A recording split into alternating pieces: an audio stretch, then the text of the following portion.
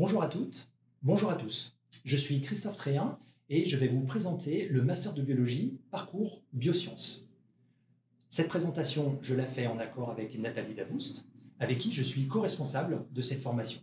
Sachez que ce master, que cette formation est co-accréditée sur 2 établissements de Lyon, l'Université Claude Bernard de Lyon 1 et l'École normale supérieure de Lyon. Si vous voulez contacter les responsables, vous pouvez utiliser cette adresse générique master.biosciences.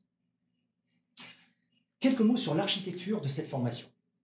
Le Master Biosciences, le M1, est une année qui donne ensuite accès à plusieurs parcours de Master 2, le Master 2 Parcours Biosciences, le Master 2 Parcours Biosciences Modélisation des systèmes complexes ou le M2 Parcours Biosciences Santé. Ce dernier parcours est un petit peu particulier parce qu'il est accessible aux étudiants étant en médecine, en pharma ou en école vétérinaire. Sachez que l'enseignement dispensé en M1 est un enseignement qui est complètement en français, alors que l'enseignement de M2 est, lui, exclusivement en anglais.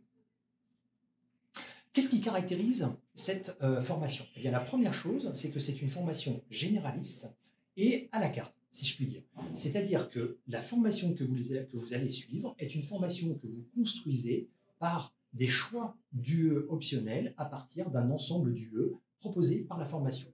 Ainsi, pour le premier semestre de M1, vous ferez un choix de 5 UE parmi 14.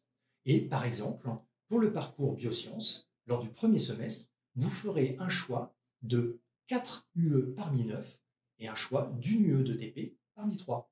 Vous pouvez trouver le descriptif de chacune de ces UE sur les sites d'offres de formation des 2 établissements. Quel est le deuxième point caractéristique de cette formation? Eh bien, c'est la possibilité de suivre des stages longs.